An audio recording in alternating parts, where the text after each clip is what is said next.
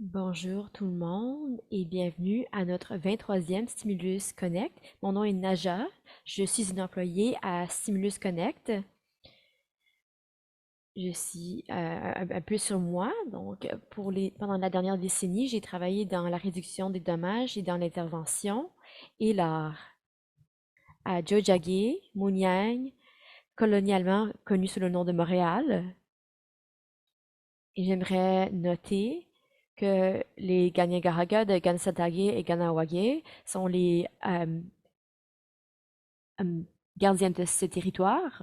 Si vous ne savez pas ce que ça veut dire, je vais vous expliquer la reconnaissance territoriale dans un instant. Donc, premièrement, j'aimerais remercier tout le monde qui nous rejoint aujourd'hui pour présenter le projet DREAD, ainsi que mes collègues Shay, qui travaille aussi à Simulus, ainsi qu'Angers, qui travaille à Caput. Malheureusement, notre collègue Jen n'est- ne peut pas nous rejoindre aujourd'hui parce qu'elle est euh, en Alberta, à la campagne, en train de faire du travail pour sauver des vies. Malheureusement, elle n'est pas ici. Jen, si tu peux voir cet enregistrement, allô. Donc, premièrement, j'aimerais souhaiter la bienvenue à nos invités internationaux. C'est très excitant. Je pense que c'est la participation internationale la plus large que nous avons reçue ici à Connex. Nous avons des gens de Suède, Nouvelle-Zélande, Australie, Argentine qui se sont inscrits et bien sûr nos amis à l'association de personnes qui utilisent des drogues qui ont participé à Connex depuis longtemps. Donc, merci encore à vous. Nous avons environ 14 organismes autochtones qui nous rejoignent aujourd'hui, 42 personnes qui nous rejoignent des gouvernements locaux et provinciaux et fédéraux, et aussi euh, le plus d'utilisateurs qui nous rejoignent aujourd'hui. Et des États-Unis, nous avons 13 États qui nous rejoignent, Texas, Arizona, etc., etc. Donc, merci de nous rejoindre aujourd'hui. J'aimerais annoncer que la conférence Stimulus Connex a lieu en octobre à Ottawa. Et Ottawa est situé sur les territoires non cédés souverains des peuples algonquins Anishinaabe. Les inscriptions sont ouvertes présentement à Noto Lefto. Le lien sera dans le chat dans un instant. Vous aurez un rabais de 10% jusqu'au 15 juin. Également, nous serons en train de lancer notre appel aux activités et présentations en anglais et en français la semaine prochaine. Donc, gardez votre œil ouvert pour cela. Aussi, nous aurons des applications pour des bourses qui seront ouvertes à partir du mois de juin. Et je voulais clarifier que nous prioriserons les personnes qui ont récemment utilisé des drogues, des personnes marginalisées dans nos communautés. Donc, quand vous postulez pour ces bourses, soyez conscient de cela, parce que nous prioriserons les personnes qui ont les plus de besoins d'accès en termes de nous rejoindre à cette conférence. Mais nous sommes très excités d'accueillir tout le monde parmi nous en octobre. Également, si vous voudriez aimer des gens qui ont besoin de bourses, euh, donc si vous voulez aider, vous pouvez donner de l'argent. Quand vous vous inscrivez, vous aurez la chance, la possibilité d'offrir des surplus de 50 dollars à la fois. Donc, vous pouvez accéder à cette information sur notre site web. Vous pourrez également nous envoyer un courriel à moi-même ou à Shay pour plus d'informations. Donc, j'ai déjà fait une reconnaissance territoriale, mais pour ceux qui ne savent pas de quoi il s'agit, nous croyons que c'est important de les faire et d'expliquer de quoi il s'agit, surtout pour les gens qui sont à l'extérieur du Canada et des États-Unis. Notre définition d'une définition territoriale a été donnée par le Laurier Student Public Interest Research Group. Donc, c'est essentiellement une reconnaissance qui reconnaît la relation unique et durable qui existe entre les peuples autochtones et leurs territoires traditionnels dans le contexte de violence coloniale et de reconnaître la terre, c'est une expression de gratitude et d'appréciation à l'égard de ceux et ceux qui habitent le territoire et une façon d'honorer les peuples autochtones qui vivent et travaillent sur la terre depuis des temps immémoriaux. Je trouve que c'est important de comprendre l'histoire de longue date qui vous a amené à résider sur la terre et de chercher à comprendre votre place dans cette histoire, la- de savoir pourquoi vous êtes ici, comment est-ce que vous continuez de vivre ici. Et bien sûr, le contexte historique diffère basé d'où où vous êtes. Et la reconnaissance de la terre n'est juste que des paroles, mais ça doit être aussi euh, conçu en complicité avec des actions. Et encore, quand les choses ne changent pas dramatiquement avec ces reconnaissances, nous pensons quand même que c'est important de les faire. Donc, pour les gens qui nous rejoignent pour la première fois à Stimulus Connect, nous aimons avoir des conversations candides sur quoi que ce soit sur les politiques de drogue et de consommation. Nous aimons travailler avec des spécialistes et les amener à discuter sur divers sujets. Et toutes les ressources que nous avons ne seront pas seulement publicitées en anglais et sur le chat, mais aussi dans les deux langues sur notre site web, ainsi qu'un enregistrement de ce webinaire. Alors qu'il n'y a pas une reconnaissance de trauma, des fois parler de questions d'inaction de gouvernement, donc ça peut être quand même un élément déclencheur. Donc je vous encourage à aller chercher un peu d'auto-soin après ce webinaire parce que et des fois, ça peut être des choses que vous trouvez dans le contexte de Stimulus Connex ou ça peut être des éléments déclencheurs personnels, mais c'est important de chercher du soutien. Donc, oui, nous sommes presque au début du début de notre panel, mais nous avons une dernière chose à mentionner. Nous avons Eric de Substance qui sera en train de faire une, un enregistrement direct et nous aurons aussi des hashtags à offrir. Nous accueillons les questions en anglais ou en français. Assurez-vous que si vous avez des questions pour les panélistes, que vous les inscrivez dans la section Q&A en bas sur l'icône. Et si vous ne le trouvez pas, nous avons des collègues qui assureront la prise technique. Donc, vous pouvez toujours les contacter. J'aimerais aussi reconnaître nos interprètes en direct de la coop Largo aujourd'hui. Jadis et Daniel. Je vais maintenant passer à l'anglais.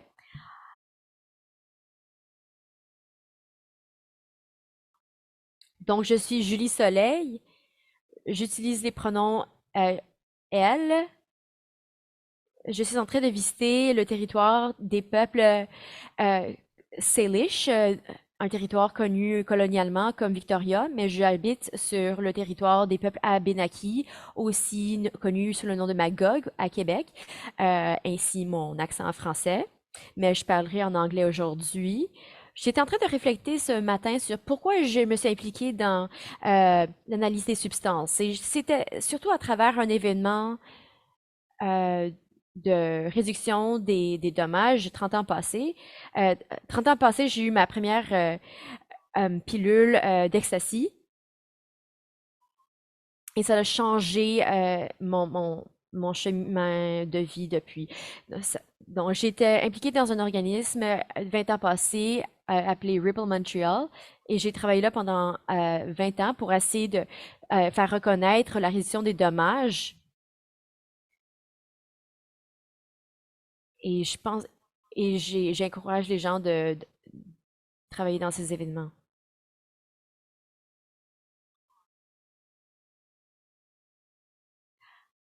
Plusieurs d'entre nous ont eu des expériences difficiles et traumatiques dues des altérations aux substances.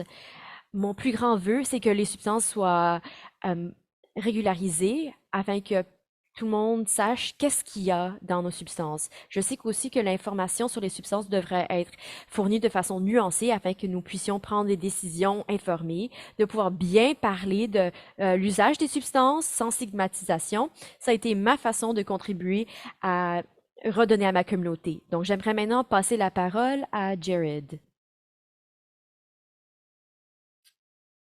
Bonjour tout le monde, mon nom est Jared. J'utilise les pronoms il et semblable à Julie, je travaille sur les territoires des peuples à Salangan. Je vais introduire un peu qui je suis et comment je suis rentrée dans l'analyse des substances. Donc, j'ai été née à Saskatoon et je travaillais dans une pharmacie. Et après, j'ai déménagé à Victoria, au BC. Et j'ai commencé à travailler dans une variété de pharmacies ici.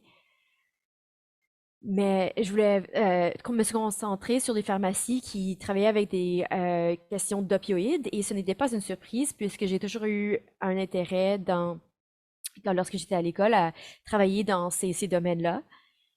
Et c'était en travaillant dans cette pharmacie que j'ai vu euh, le progrès de certaines personnes dans leur vie et ça m'a permis de me rapprocher à cette communauté ici à Victoria et j'ai pu témoigner directement d'une augmentation de surdose et comment la stigmatisation affecte les gens et aussi comment les restrictions politiques peuvent mener aux dommages individuels envers une personne. Donc, quand j'ai vu cela se perpétuer, j'ai su que je devais m'impliquer à, pour fournir des informations aux gens, pour influencer leur connaissance des substances.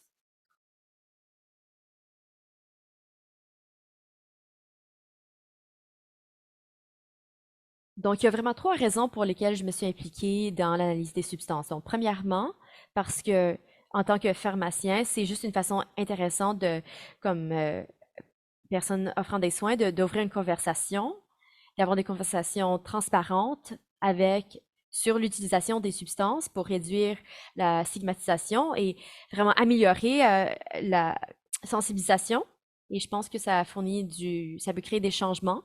La deuxième raison, c'est que l'analyse des substances, ça crée des preuves empiriques et ça peut montrer comment, de façon scientifique, qu'est-ce qui peut être dans les substances et l'information anecdotale, c'est intéressant, mais ça peut aussi être intéressant d'avoir de l'information directe dans les substances. Et dernièrement, c'est parce que c'est une façon pratique envers le traitement d'utilisation de substances et la décriminalisation, une approche qui décriminalise.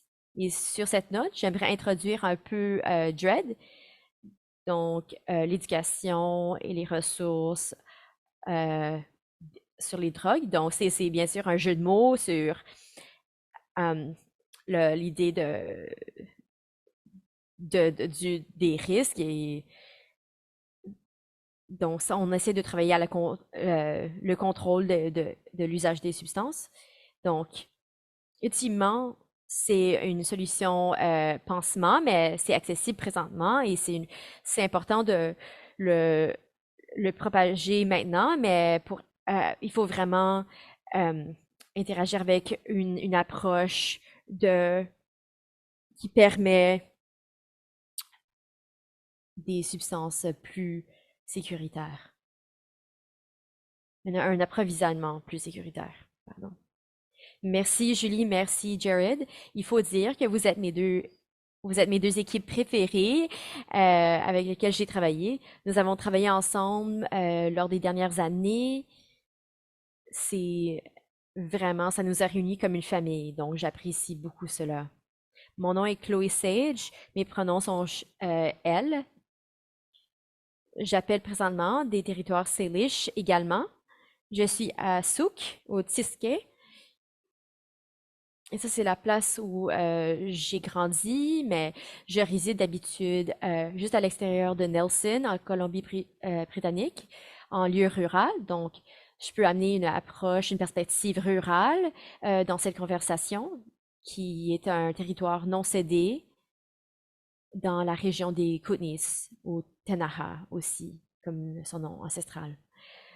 Comment je suis arrivée à faire partie de ce projet? Pour moi, l'analyse des substances, c'est juste un outil de réduction des risques. Je ne respire pas cette approche d'une seule façon, mais j'ai été impliquée dans la réduction des risques depuis 17 ans. J'ai entendu parler d'un emploi à enseigner de l'éducation sexuelle dans des écoles secondaires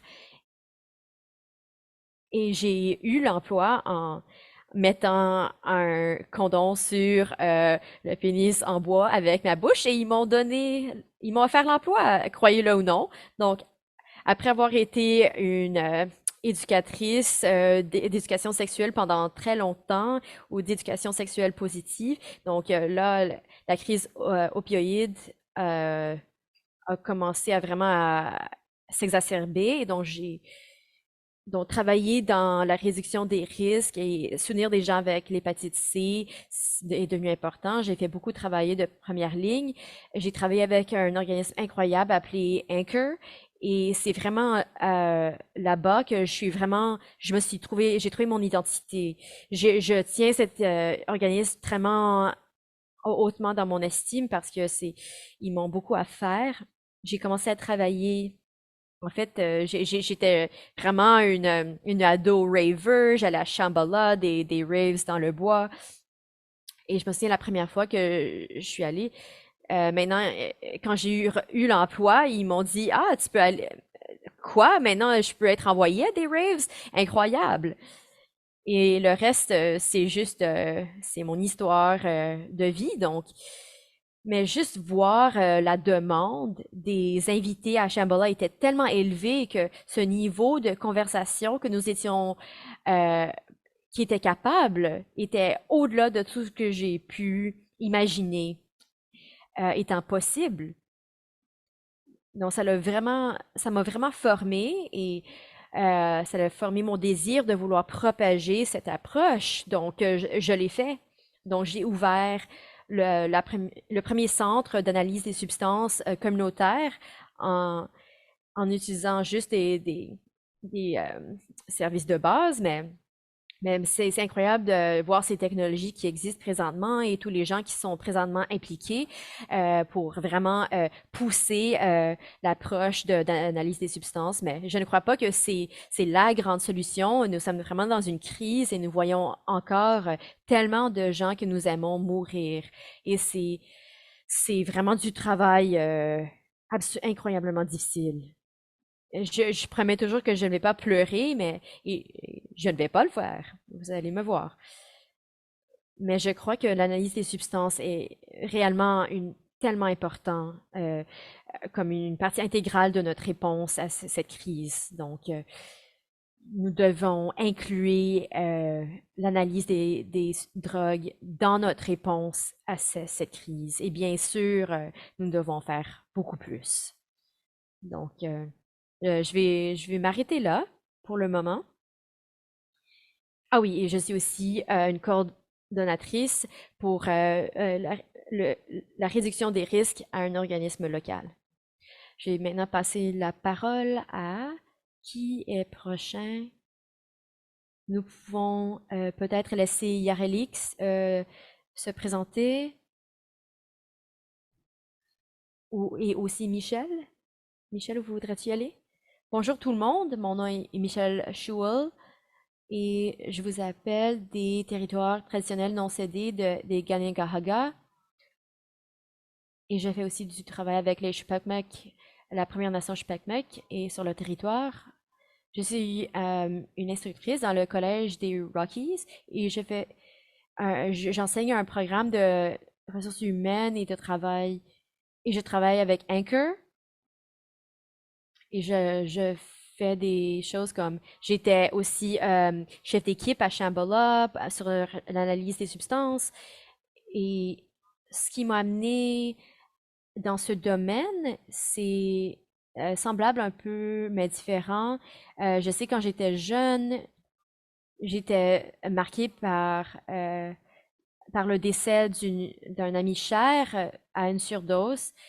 et il avait gardé son utilisation très privée, donc j'étais très confuse par rapport à pourquoi l'utilisation d'alcool était tellement moins stigmatisée que ça c'était OK à utiliser ouvertement, mais pour lui, il fallait que ça demeure si privé. Et ça a créé énormément de tension en moi. Donc, je suis rentrée dans la profession de travail social et quand je graduais, je me suis dit, ah, je vais être une travailleuse sociale, je vais plus aller à des raves, je serai une personne entièrement différente parce que ces rôles-là ne peuvent pas être complices. Mais ensuite, je suis aussi allée à Shambhala et je pense que j'ai rencontré Chloé. On ne se connaissait pas encore, mais Chloé essayait de trouver des boîtes perdues de euh, condoms dentaires c'était drôle de voir ces deux mondes se rencontrer.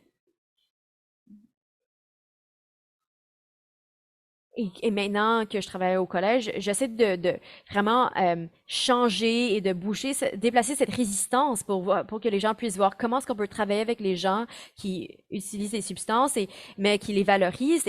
Et je m'assure toujours de mettre Shambhala sur mon résumé pour qu'ils sachent toujours qu'est-ce qu'ils sont en train de recevoir comme expérience. Donc ça, c'est moi-même et c'est un peu mon travail et je vais expliquer comment est-ce que j'utilise ma boîte d'outils pour travailler dans la salle de classe sur ces enjeux-là.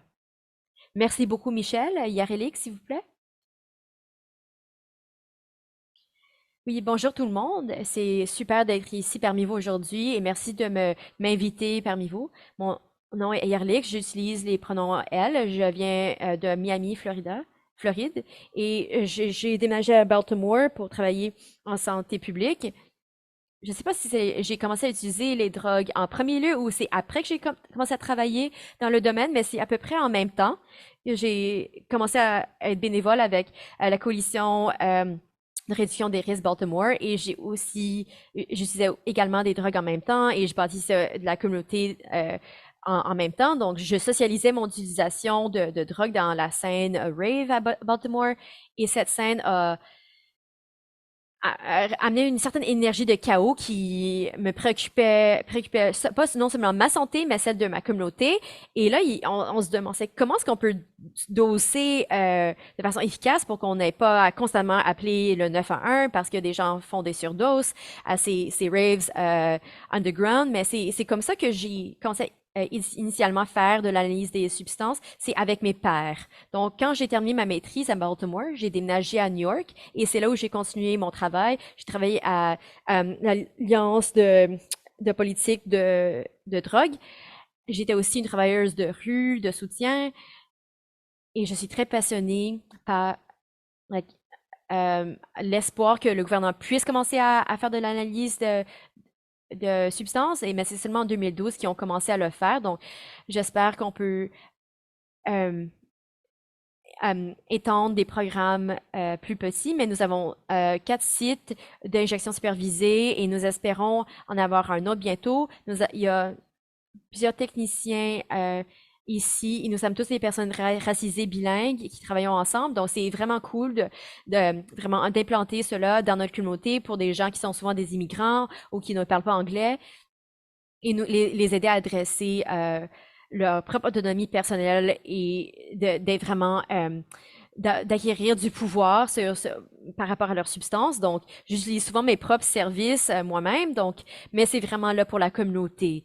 Et j'espère que à travers les données que nous accumulons, pour la ville, nous pourrons également ou éventuellement défendre le droit pour un approvisionnement plus sécuritaire. Alors maintenant, c'est pour Aïka.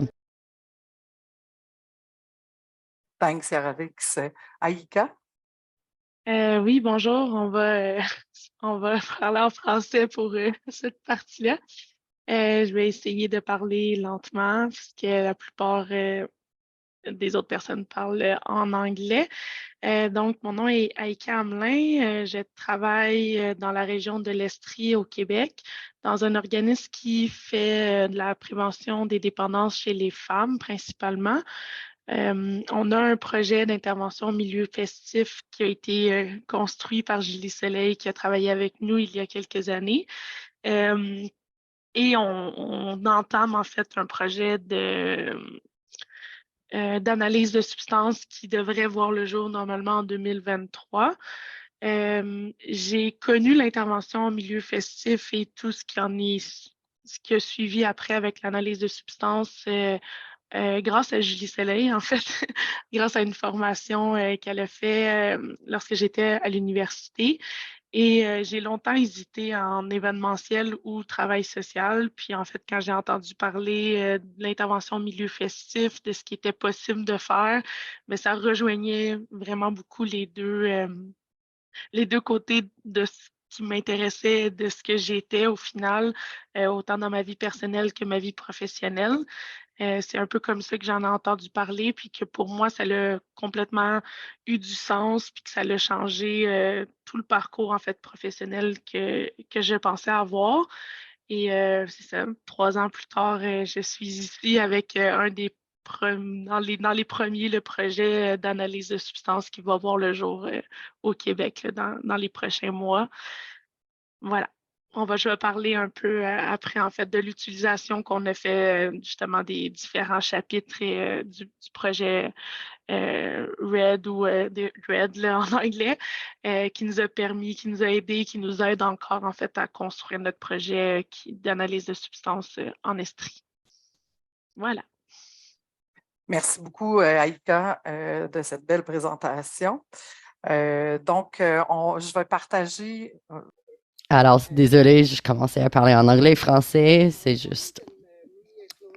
Alors, on va partager un diapo et moi, Chloé, Jared, on va vous parler du RED, ou projet DREAD, et parler des différents éléments de ce projet. Après notre présentation, on va revenir ensemble pour que tous les autres présentatrices peuvent parler de nos outils, les différents chapitres, tout ce qui est disponible. Et puis, on va avoir la chance, une période de questions ouvertes pour tout le monde ici qui peut poser des questions.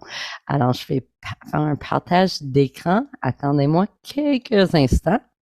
J'ai juste besoin de m'organiser. Alors, est-ce que tout le monde peut voir les diapos? Oui, je vois les pouces en haut, les petits icônes. Alors, je veux juste commencer avec ce projet DREAD ou RED.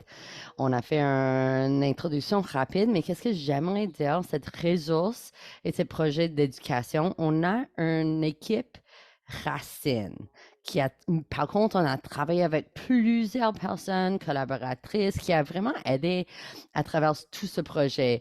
Alors, on aimerait remercier des personnes comme Antoine Marchetel qui a beaucoup aidé dans son travail dans Interior Health et aussi une autre personne bilingue qui m'aide sur le côté français parce que, comme vous savez, cet outil est bilingue. Et c'est quand même compliqué de faire dans les deux langues. Et vous voyez notre partenaire en bas qui font son nom bailleur de fonds, l'ADQ. Et mon employeur était très là pour nous aider, Anchors, là depuis le départ. Et le ICRAS a financé beaucoup de ce projet. Et on a plusieurs d'autres projets. On a Substance, on a BCCSU et Interior House, c'est vraiment des partenaires essentiels pour continuer ce travail. Il y a beaucoup de travail dans ce projet et ça implique beaucoup de personnes. Alors, avec cette diapo, on va partager toute la présentation après. Alors, t'en fais pas. On pense le mettre sur le site web comme d'habitude et aussi l'enregistrement du stimulus comme ils font la majorité du temps. Alors, je vais sauter cette diapo, mais c'est bon quand vous l'avez, vous avez toute l'information sur notre site web. Par contre, j'aimerais commencer avec la mission. Parce que je pense qu'on a dit déjà quelques éléments dans nos présentations déjà avec Chloé et Jared, mais je pense que c'est très important pour nous de vous donner un peu le feeling, le vibe de ce projet. Qu'est-ce que ça veut dire pour nous? et pourquoi on a décidé de s'impliquer dans ce projet. Et vous allez voir tout ce qu'on voit ici, c'est Rebecca Poulain qui est vraiment, peut faire le travail de graphisme incroyable et elle a vraiment aidé avec plusieurs de trouver notre nom, notre logo, tout le visuel, côté site web. C'est vraiment elle qui est incroyable. On est tellement chanceux et chanceuses de l'avoir avec nous. Je pense que moi, Chloé et Jared allaient parler des 3 différents aspects de notre mission. Et je pense que je vais passer la parole à Chloé pour parler vraiment de cette approche holistique. Alors, merci. Je voulais commencer avec une définition de holistique. Qu'est-ce qu'on veut dire par ce mot? Souvent, ce mot est utilisé pour décrire quelque chose qui est biologique. T'en fais pas. Non, non, non, c'est pas biologique, organique ou qu'est-ce que. On gère les produits en gros chimiques, les substances chimiques. Par contre, c'est notre approche qui est holistique. Pour commencer, on voulait vraiment que ce projet de réduction très vite serait en capital réduction des risques, réduction de méfaits. Pas juste un petit de réduction des méfaits, mais vraiment faire partie de ce mouvement de réduction des risques. Alors, si l'accent, c'est d'enlever les risques et les méfaits, l'action arrive sur la justice sociale. Alors, quand on a commencé la première chapitre de réduction des risques, et de méfaits, on voulait vraiment être holistique sur la compréhension de réduire les mal, les torts structurels et ces violences structurelles. Et pour le faire, on a besoin de faire cet auto-apprentissage.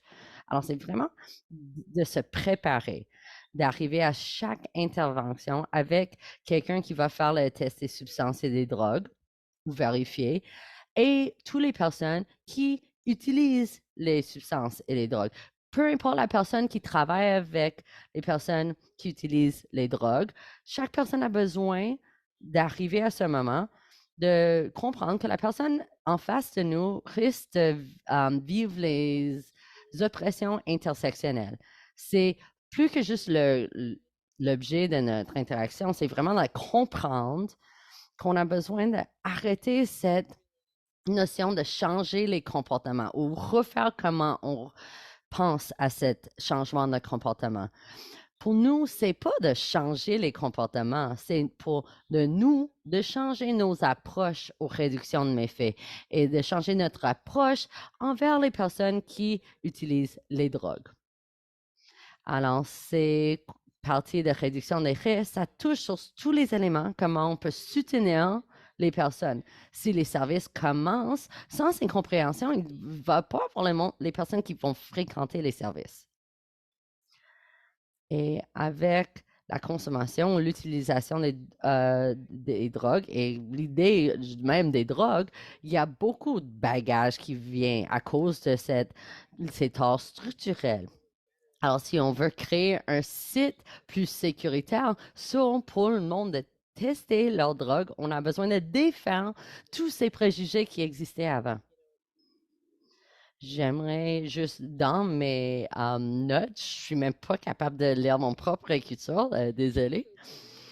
Alors, peut-être je vais juste avoir la misère progresser, c'est vraiment mon écriture est pas super. Alors, d'ici à commencer vraiment de mouvements de base pour aider les parents dans les signes de rave et party souterrain ou dans le noir. Et ça, c'est comment on a appris pour mettre, parce qu'on recevait les résultats des drogues qu'on testait et puis c'était pas des bons résultats. Alors, nous avait besoin d'assurer qu'on comprenait, on savait les drogues et qu'on comprenait des différentes idées et avait une compréhension sur la réduction des risques parce que les tests étaient tellement minimes. Et je pense que ces valeurs de base, on a besoin de prendre et ces outils, on a besoin de les prendre quand on va vers les meilleures technologies. On a besoin de les garder. On a besoin d'être les personnes qui connaissent, utilise les drogues, on a besoin de toujours être des personnes qui connaissent ces drogues quand on utilise ces technologies supérieures pour les tester. Alors, on voulait vraiment donner les outils de manière plus holistique. Et ça, c'est un peu notre définition de holistique. Alors, Julie Soleil, Jared, si j'ai manqué quelque chose ou si quelque chose était mêlé, s'il vous plaît, rajoutez. Non, non, c'était incroyable. C'était des bons exemples. Merci. Jared, je pense que tu voulais parler d'un autre élément de notre mission. Oui. J'aimerais rajouter ou faire la pouce sur ce que Chloé a dit, mais avec le projet RED, nous, les trois auteurs, ont beaucoup d'expérience et compréhension et connaissance de créer des projets. Alors, on fait vraiment un résumé de cette manuel. Alors, chaque chapitre a une différente saveur de ce guide. Et peut-être j'ai manqué quelque chose dans mon présentation quand j'ai travaillé dans une pharmacie et aussi de faire tester et vérifier les drogues.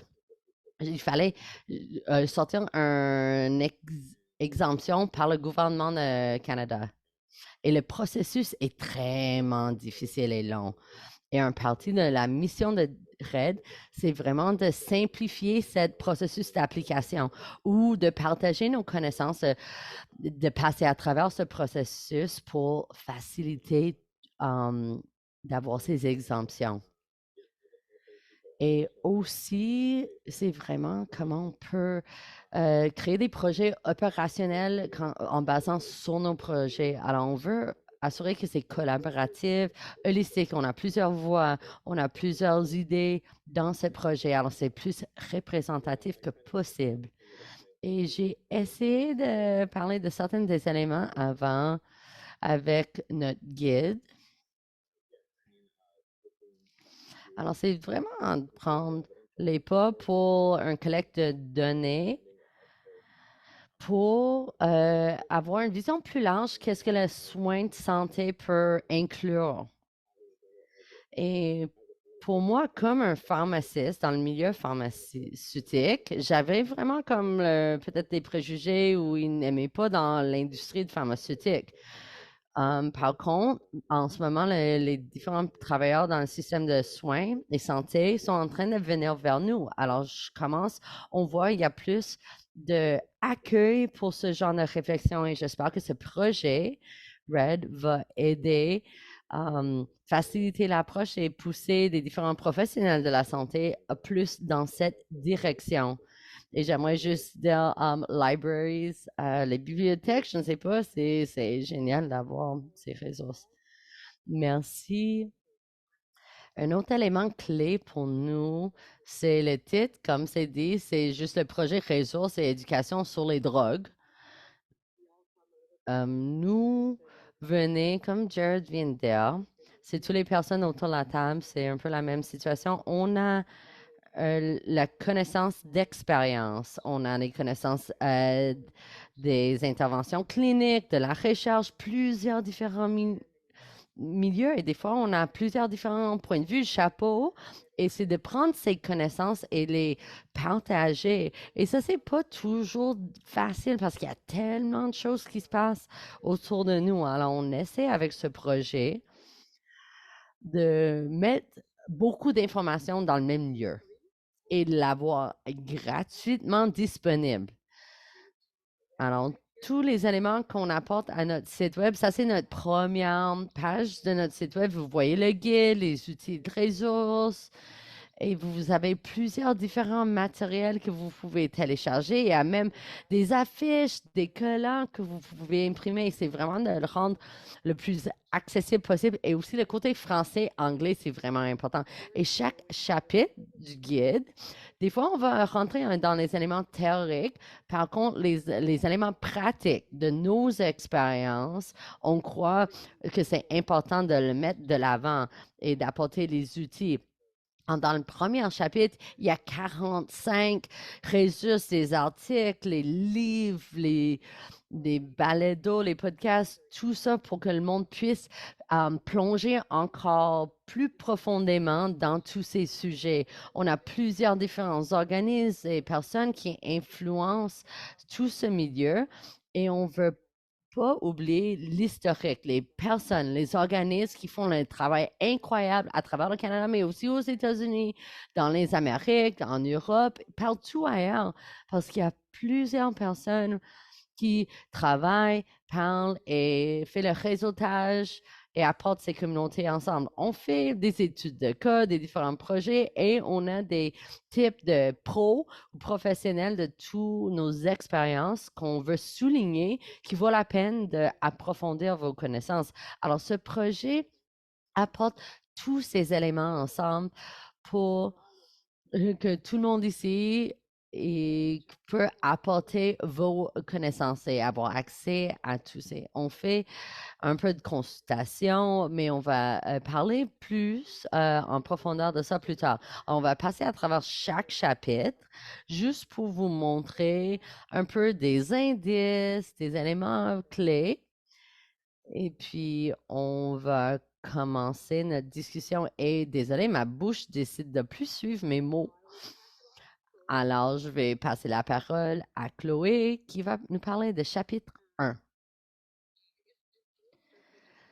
Alors, j'aimerais commencer juste pour vous expliquer pourquoi on a fait créer chapitre 1. Je commençais les ateliers, les formations pour les personnes qui vérifient ou testaient les drogues à Chamboula et aussi de parler de comment on fait la réduction des méfaits et analyse des substances. Et comment ces milieux sont tellement séparés, mais c'est toujours, ça touche les personnes qui utilisent les drogues. Et dans cette scène estivale, comment ça pourrait stigmatiser d'autres personnes qui utilisent les drogues dans d'autres milieux. Alors, c'est comme nous-mêmes, on avait besoin d'une formation, réduction de méfaits, réduction de risque. Alors, j'ai fait une formation pour ces personnes parce que je voulais réellement regarder, c'est quoi les affaires qui marchent mieux dans les milieux plus festifs comparé à les milieux communautaires. Et tous nos guides, on démontre les différences dans des différents lieux. S'il y a des différences et si c'est la même chose, tu peux juste passer à travers. Mais on voulait vraiment montrer comme si vous êtes dans une communauté et ça, c'est les éléments que vous devrez faire, des éléments de collaboration. Par contre, si vous êtes dans un événement plus festif, ça, c'est les affaires qu'il faudra regarder.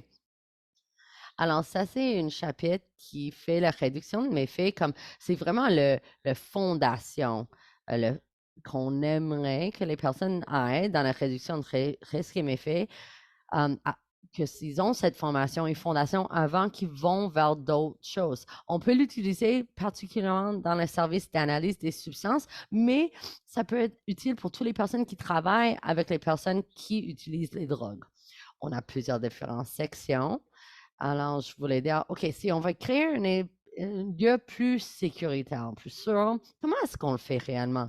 Ça veut dire qu'on fait le travail d'apprendre les personnes, on apprend les personnes directement affectées ou les personnes en face de nous. On a besoin de savoir les personnes en face de nous, c'est quoi leurs besoins et comment est-ce qu'on découvre, et désolé quand je dis DC, ça veut dire analyse des substances ou tester des substances. Alors, chaque élément, on veut toujours les personnes avec une expérience vécue dès le départ. Et ton projet ne va jamais avoir un succès sans ces personnes.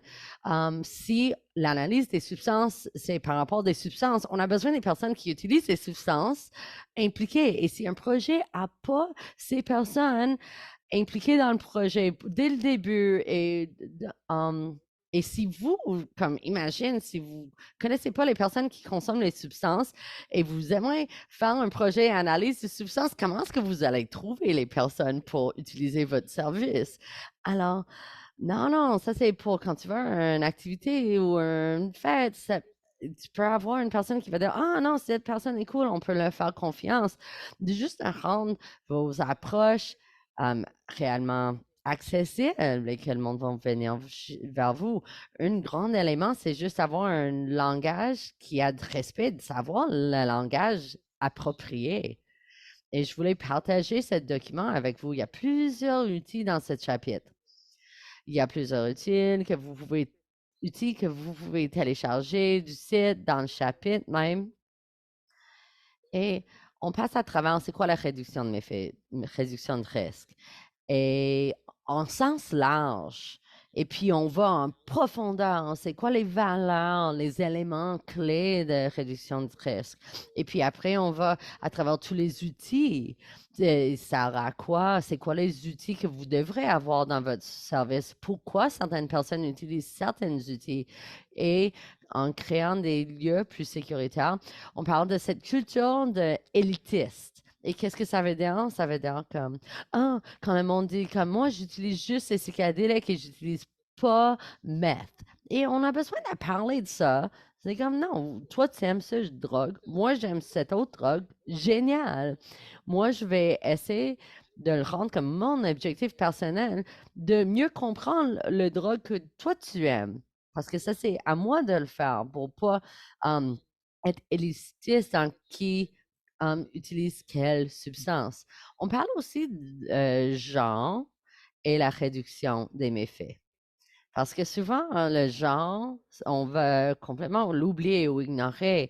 Et je pense que dans réduction des méfaits, il y a souvent des préjugés masculins ou hommes. Et qu'est-ce qu'on quand on parle des personnes non-binaires ou des personnes femmes, on utilise et consomme les drogues aussi. Alors, d'avoir une section dessus, d'avoir une analyse ou un cadre plus large pour parler de genre. Et finalement, on parle de santé sexuelle, le consentement, la violence à caractère sexuel ou violence sexuelle. Je ne veux pas dire qu'on fait on va couvrir tous ces sujets parfaitement, que vous n'avez pas besoin de lire des affaires ailleurs. Non, non, on touche sur ces sujets et vous encourage à approfondir vos connaissances. Alors, on voulait juste donner quelques outils à des personnes si jamais il arrive. Et tu es en train de faire une analyse de leur maître et la personne dit que j'ai eu un abus ou une agression sexuelle. Comment est-ce que tu réagis? Et il y a beaucoup de personnes qui n'ont pas ces outils, le langage, tout ça pour bien répondre à ces moments ou ces difficultés. Alors, on voulait donner les outils à les personnes pour mieux répondre et mieux soutenir les personnes dans toutes les manières qu'ils pouvaient. Et est-ce que vous pouvez juste passer au prochain diapo? Merci. Je pense que j'ai passé à travers cette diapo. Et cette diapo était plus sur le côté intersectionnel, comment les différentes oppressions et les défis sur lesquels le monde fait face quand il arrive vers nous. Comme service, nous avons besoin de comprendre toutes les différentes couches d'oppression, surtout pour les personnes qui utilisent des drogues. Il y a plusieurs différentes couches d'oppression ou niveau d'oppression que le monde va faire face. Ça, c'est, on parle du langage qu'on utilise, de notre langue. C'était créé par Caput, a créé un document, l'importance des mots. Et on aime ça utiliser des documents créés par des différents organismes qui sont des organismes, des personnes qui utilisent les drogues et que Apod est incroyable. Merci beaucoup pour ce document. On voulait créer quelque chose qui était comme une affiche rapide qu'ils pouvaient juste mettre dans leur bureau. C'est un travail en amende. Tous les meilleures pratiques, c'est toujours le travail qui évolue. Et ça, c'est où on est rendu. Et peut-être si vous voyez quelque chose qui est comme, ah, j'aime pas ces mots-là, c'est pas les bons mots, s'il vous plaît, venez vers nous. Et parce qu'on veut innover et être capable d'adapter cette affiche. Et finalement, un commentaire qu'on va dire comme, qu'est-ce que tout ça, pourquoi est-ce qu'il est important dans l'analyse des substances? Et puis, on va vous expliquer pourquoi. Ça, c'est le chapitre 1. Merci, Chloé, pour l'explication. Alors, ça, c'était chapitre 2. Moi, je vais parler de chapitre 2. Chapitre 2. On a décidé de faire ce chapitre parce qu'il y avait beaucoup de questions sur l'implémentation des projets, comment on fait ci, comment on fait ça, c'est quoi les différentes étapes. Alors, on a décidé d'écrire ce chapitre et vraiment rentrer en profondeur, de faire les définitions de l'analyse de substance. Qu'est-ce que ça veut dire pour nous? De passer à travers tous ces différents éléments. Ça fait longtemps qu'on parle de ce sujet. Pour nous, c'est un service de réduction de méfaits intégré. L'analyse des substances donne une chance pour les personnes qui consomment et utilisent les drogues de venir vers nous, d'analyser leurs drogues, mais aussi de recevoir les résultats d'une manière qui n'a pas de jugement, non, sans préjugés, d'avoir des conversations et d'avoir l'information nuancée. C'est pas juste noir sur blanc. Alors, pour nous, l'analyse des substances, c'est un service de réduction des risques, c'est un service technique aussi, et c'est un service communautaire pour nos communautés. Ça fait partie de tous ces éléments. Et on a toute une section que Aïka va nous expliquer encore plus parce que je pense qu'Aïka a travaillé beaucoup sur le côté logistique et juridique. Et parce que Jared a eu la première exemption au Canada et travaillé fort sur cette chapitre de vraiment, on a rentré comment tu fais l'application pour cette exemption. Il y a plein d'outils à la fin pour vous soutenir dans ces éléments. Quelque chose que j'aimerais vraiment accentuer sur le chapitre 2, c'est vraiment les personnes. Les personnes qui font ce travail d'analyse de substances. C'est les êtres humains qui travaillent ensemble. Et une des affaires incroyables, parce que moi, je suis allée plusieurs fois, dans les 8 ans que je vais à Shambhala, et j'ai eu différents rôles, différents projets. Et quelqu'un qui fait beaucoup d'éducation sur les drogues, les substances. J'ai vu souvent dans les formations avec les employés, les personnes qui sont là, viennent des mondes incroyablement différents. Moi, j'ai un bac en criminologie et je rencontrais les personnes dans les pharmaceutiques, les infirmières, les travailleurs sociaux, le monde dans les milieux chimiques, physiques et les différentes communautés, des psychédéliques, des communautés des opiacés, c'était tellement différents genres de monde qui venaient de tous les différents expériences, connaissances et avoir la chance d'impliquer avec ce monde et apporter ces personnes ensemble pour apprendre entre nous et tous les éléments que j'ai appris depuis mon implication depuis les dernières 8 ans. C'était tellement différentes personnes qui viennent de différents milieux et qu'on n'arrête jamais d'apprendre. Et je pense que Chloé a bien dit que nous avons besoin de mettre les personnes avec une expérience vécue, on continue d'avoir une implication directe, ont besoin d'être là, qu'on fait toutes et tous partie d'une grande famille qu'on veut apprendre ensemble parce qu'on a plusieurs communautés, on a plusieurs besoins. Et ça, c'est un élément très important pour nous parce que ça, c'est un des beautés de l'analyse des substances et la réduction des risques parce que ça nous donne la chance à plusieurs personnes de se rencontrer que normalement, on n'aurait pas eu la chance de se connaître parce qu'on travaille dans les différents départements, dans les différents milieux. Alors, finalement, un des outils, c'est des descriptions des postes. Vous pouvez avoir sur le site web tout et à la fin de ce chapitre 2. Et c'est vraiment la collaboration. On travaille avec d'autres personnes. On ne pourrait jamais faire l'analyse des substances toute seule. On a toujours besoin d'autres personnes. Le monde qui vont aller vers les communautés, le monde plus avec les connaissances professionnelles, les médecines, de tout. Et on a besoin du monde qui connaît les situations des événements et estivales et les situations communautaires. On fait la collaboration avec tellement de groupes. Alors, c'est juste de savoir où de référer les personnes, de savoir où et comment référer. Chloé a donné un exemple et peut-être je vais analyser leurs substances. Et la personne va dire, j'ai eu une agression sexuelle, qu'est-ce que je fais? Où est-ce que je vais? Et si vous ne sentez pas confortable de gérer ça ou parler de ça, peut-être comment est-ce que vous pouvez mieux référer la personne, de le faire de manière plus sûre, sécuritaire. Et c'est vraiment de savoir comment mieux référer et savoir les différentes ressources pour pousser les personnes vers les experts ou les personnes qui peuvent faire les affaires que nous ne pouvons pas faire. C'est pour vraiment travailler que tout le monde plein, sain, plus sécuritaire et peut-être plus aimé. Alors, je vais passer le micro pour chapitre 3 et c'est Jared qui va nous parler de ça, des technologies.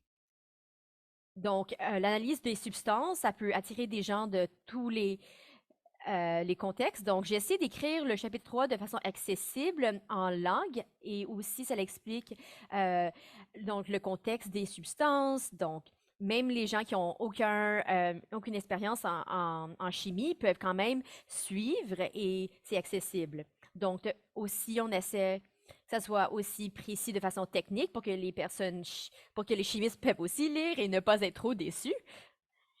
Cela étant dit, si les gens le lisent, ce chapitre, et voient que les gens n'en sont pas aussi précis que ça le devrait être, où il y a des fausses informations, bien sûr, on apprécie toujours ces retours et commentaires. Donc, envoyez-les nous.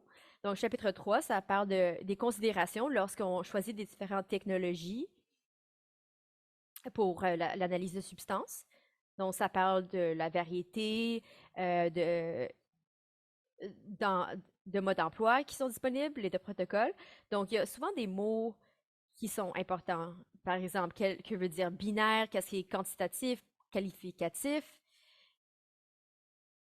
Donc, tu sais, des échantillons hétérogènes, homogènes, des choses comme cela.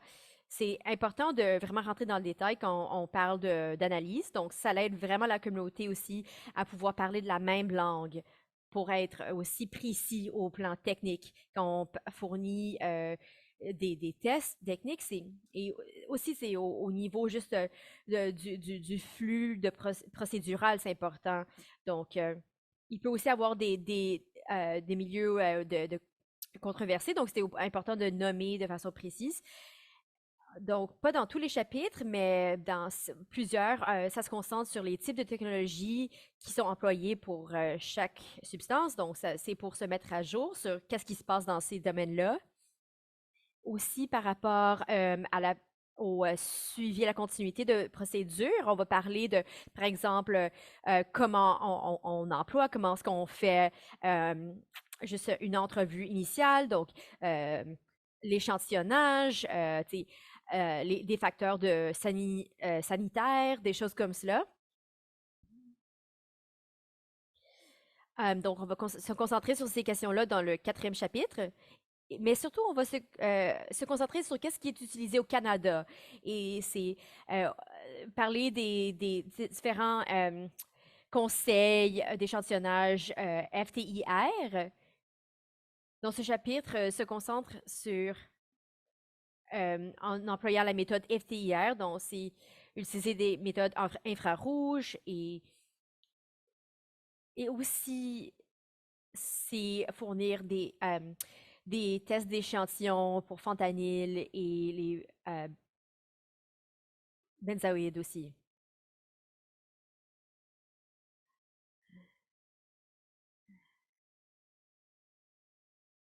Donc, ici, on se concentre sur les différents plateaux de technologie. Donc, on les a organisés dans différents niveaux. Donc, le premier niveau, c'est être vraiment abordable et accessible. Donc, par exemple, il y a des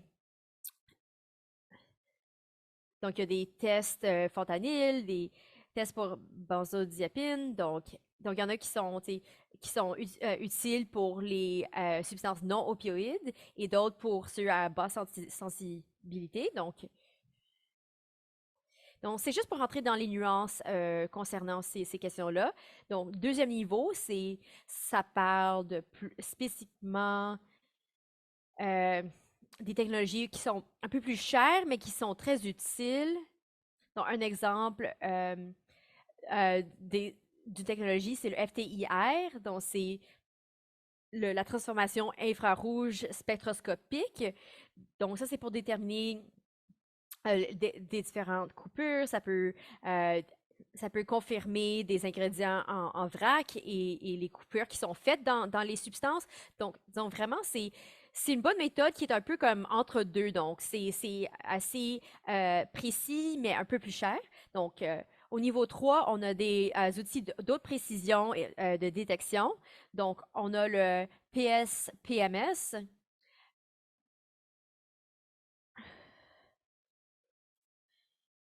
Donc, on a plusieurs échantillons à l'Université de Victoria, on se sert de ça. Donc, ça peut vraiment servir pour l'usage de papier pulvérisé pour vraiment pouvoir identifier à haute sensibilité. Donc, il y a quand même une quantification consistante, mais il y a ces informations sur le site web de l'université pour voir aussi quels sont les résultats qui ont été trouvés par cette méthode. Donc, c'est juste des exemples de ces 3 niveaux. Juste une note rapide par rapport à la technologie et tout cela, il n'y a pas un instrument parfait. Chaque outil a des forces et des faiblesses basées sur les coûts, la spécificité de l'outil, dépendant de la substance. Et bien sûr, il y a des questions par rapport à la loi et à la surveillance politique et policière, je veux dire. Donc, mais en sortant de tout, à l'extérieur de tout ça, il y a quand même un marché pour tous ces outils et il y a quand même un spectrum d'innovation qui est possible. Donc, je suis très excitée pour cela. Donc, ça, c'est encore une fois le chapitre 3. Je vais maintenant passer la parole à Julie. Merci pour cela, Jared. Je vais parler avec Chloé. On va discuter le chapitre 4. Nous avons dit, nous sommes à Victoria présentement et nous serons en train de travailler sur chapitre 4 à l'instant. Donc, ce n'est pas encore terminé. Et tout cela.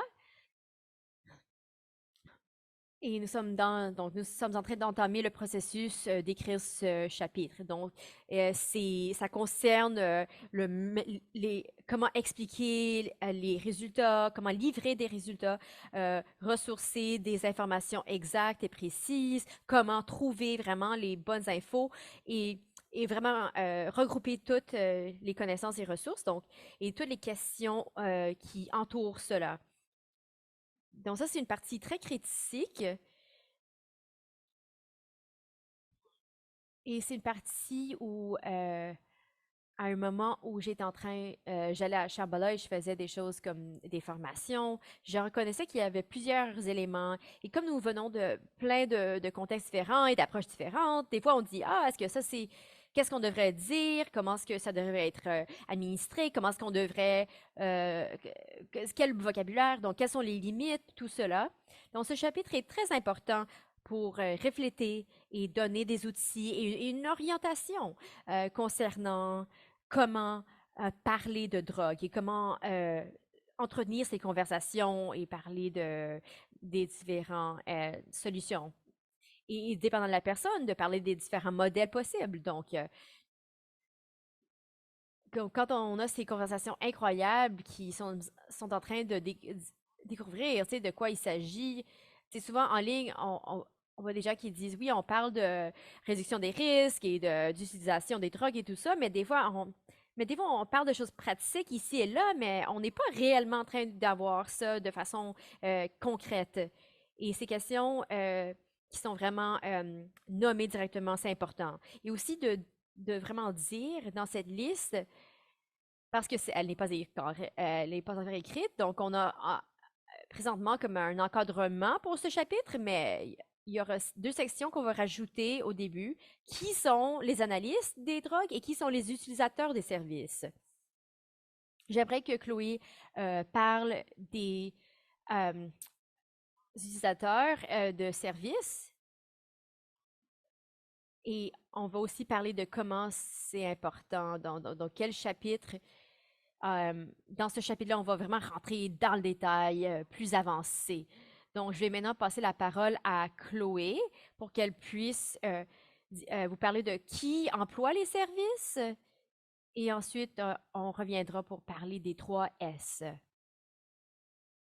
Oui, je vais parler sur cela. Ça serait très bref, mais je vais m'assurer qu'on aura du temps pour la période de questions à la fin. Donc, je tentais vraiment de répondre à une question dans les questions lorsque j'écoutais, mais vraiment, vraiment, on va essayer de présenter le mieux possible et ensuite répondre à vos questions. Donc, qui vient accéder à nos services? Donc, ça, c'est une partie très importante à laquelle réfléchir. Et en fait, il y a différents groupes qui viennent à nos services. Euh, Bien sûr, la première personne la plus importante, c'est les personnes qui viennent faire tester leurs substances. Donc, je pense que c'est très important de ne pas avoir de préjugés par rapport aux personnes qui rentrent chez vous. Donc, chaque fois que j'amène un biaisement ou un préjugé, j'ai toujours tort. Donc, une chose que j'ai découvert, je suis aussi la présidente d'un CA au BC de travail. Donc, je vais souvent à des appels mensuels et James de Cranbrook, qui vient de Anchor à ces rendez-vous, il parlait de l'importance de déstigmatiser l'espace, de le rendre confortable, décliniquer l'espace, si on peut dire. Donc, c'est de cela, c'est de le rendre vraiment familier et confortable. C'est de cela qu'on parle. Donc, James, il mettrait de la musique, il offrirait du café, il rendrait les gens à l'aise. Donc, il essaie de vraiment le rendre cela le plus euh, réconfortant possible. Donc, ça, c'est juste une partie. Et aussi, tu sais, être au courant de quelles substances que les gens sont en train d'amener dans l'espace. Donc ça, c'est très important également. Mais il y a aussi d'autres groupes qui adhèrent au service. Donc, il y a des gens qui n'utilisent pas des drogues, mais qui ont des amis ou des membres de famille qui s'en servent. Donc, il y a des gens aussi qui viennent, comment est-ce qu'on les appelle? Des enquêteurs personnels. Des fois, il y a des gens qui veulent juste trouver des informations néfastes sur les gens. Donc ouais, quelqu'un vient de mentionner James Kaufman dans le chat. Oui, c'est en effet, c'est un de mes zéros. J'en ai plusieurs, mais oui. Mais un des facteurs qui nous guide, c'est que dans notre approche, c'est que la personne utilisateur doit mener notre conversation. Donc, s'il y a quelqu'un qui vient enquêter sur eux, il faut vraiment que tu penses, quel est le meilleur intérêt de la personne qui utilise des substances?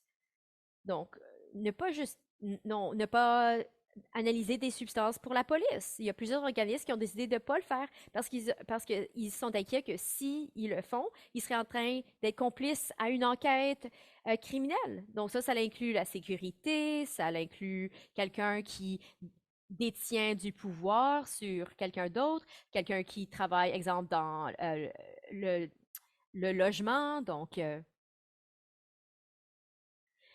je ne vais pas tester une substance pour quelqu'un qui détient un pouvoir sur un utilisateur parce que ce n'est pas en train de tenir les intérêts de l'utilisateur à cœur et ce n'est pas cela notre cause. Donc, un groupe avec lequel on travaille souvent, c'est les gens qui fournissent des drogues, les gens qui manufacturent des drogues. Ailleurs, des collaborations avec ces groupes de gens peuvent en fait aider à changer les structures des substances de rue. Donc, nous voulons avoir des bonnes relations de travail avec des gens qui fournissent. Et ce que cela veut dire, c'est d'avoir des espaces très confidentiels, s'assurer que nous ne sommes pas en train d'identifier des gens quand nous parlons de ne pas envoyer des alertes. Moi, je travaille dans un milieu rural. Tout le monde connaît tout le monde. Tout le monde sait qui vend quoi, donc il faut faire très très attention pour ne pas identifier les gens. Donc, quand vous partagez de l'information dans la communauté au large, c'est important d'être conscient. Et faites attention à bâtir ces relations. À bâtir des relations avec ces gens qui fournissent, c'est très important. Nous voyons présentement une grande attaque sur les fournisseurs de drogue, surtout au Canada et au BC. Maintenant que Decrim, ce programme a démarré, Donc, je crois que ça va être plus difficile pour les fournisseurs de drogue de se sentir en sécurité pour accéder à nos services. Donc, qu'est-ce que nous allons faire pour rendre cet espace euh, plus sécuritaire pour eux et ainsi, par conséquent, fournir un approvisionnement plus sécuritaire dans la rue. Merci beaucoup, Chloé. Donc, désolée. Oui, j'ai mis cette diapo sur générer des informations à travers la conversation, comment se connecter avec des gens, comment partager des informations, comme extirper des informations de nos conversations et comment poser des questions par rapport à notre environnement. Donc, nous nous sommes concentrés énormément sur le volet substance. Nous parlons beaucoup sur qu'est-ce que la substance, le contexte, mais nous devons aussi penser à la synergie entre ces différents aspects qui influencent l'expérience des utilisateurs de substances. Donc, ça va nous aider à évaluer les risques et les bénéfices dans ces contextes. Donc, tout cela, ça va entrer en jeu et s'influencer. Donc, ça va nous aider à comprendre la personne dans la conversation que nous sommes en train d'entretenir. Des fois, nous retiendrons de certaines informations, mais en comprenant le contexte dans lequel nous sommes, c'est très important. Il y a toujours le macro et le micro. Le macro, c'est la culture, c'est les lois, les politiques, qu'est-ce qui est l'ambiance culturelle, politique. Et ensuite, il y a le micro, et ça, c'est le lieu politique, les sources, qu'est-ce qui se passe à ce moment-là. Et souvent, on n'est pas en train de... On manque, il y en a un angle mort par rapport à l'angle personnel et on ne voit pas l'angle et le contexte. On ne parle pas de comment est-ce on cache nos substances, comment est-ce qu'on les cache pas, comment est-ce qu'on fait les choses. Donc, c'est une partie très importante à observer. Et quand on parle de l'ensemble, on parle de comme la personne et qu'est-ce qu'elle utilise. Donc, quel est leur historique, qu'est-ce qu'ils utilisent maintenant et avant, leur état mental, psychologique, quel est leur style de vie, l'âge, le sexe, le genre. Ces facteurs entrent aussi en jeu et vont inter-influencer l'expérience d'une personne.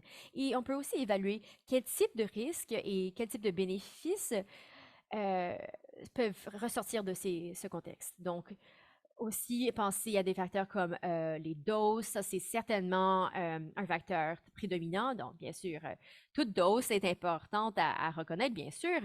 Comme quelle catégorie, quelle fréquence, est-ce que c'est simultané, est-ce que c'est... Comment est-ce qu'on utilise la substance? Donc, tout ça, ça va influencer notre expérience.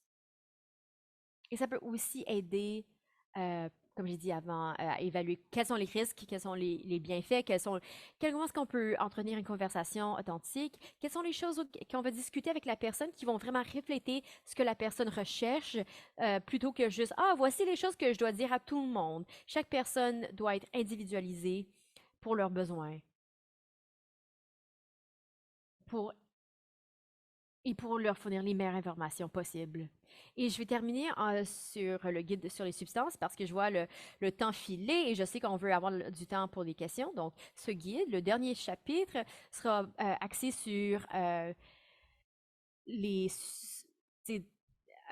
on peut avoir un guide qui est utile et efficace, bien sûr. Et Michelle, j'aimerais vraiment pencher mon chapeau parce que c'est elle qui a écrit la première version de ce guide et moi j'ai ensuite pris la relève pour réviser et avec Jared et maintenant nous sommes en train de réécrire et mettre à jour cette version afin que ça reflète toutes ces choses. Donc c'est les effets, c'est les risques, c'est les doses, les mixages assez communs. Donc on le fait d'une façon pour qu'on puisse les voir ici on a la roue des drogues, donc c'est vraiment voir quelles sont les substances disponibles et les informations qui sont disponibles sur chacune d'entre elles. Cela étant dit, nous cherchons encore des finances, de l'argent pour nous aider à finaliser ce projet. Donc, si quelqu'un a quelconque idée qui nous aimerait contribuer pour trouver les ressources afin qu'on puisse finaliser ce dernier chapitre, ça serait génial.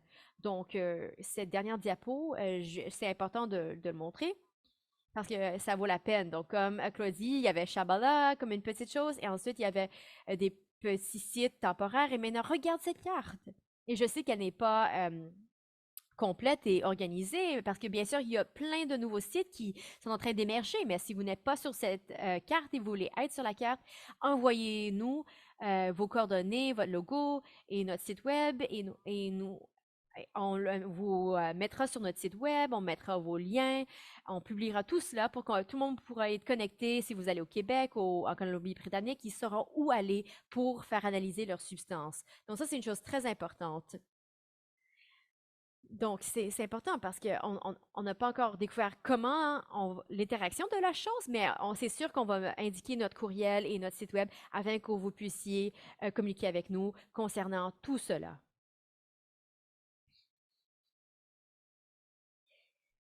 Et ensuite, j'ai juste d'arrêter les diapos et je me sens un peu que ça serait bien de vraiment passer fluidement la discussion. Je sais qu'il y a plein de gens qui posent des questions, donc désolé que ça a pris un peu plus de temps, mais j'espère que ça va aller.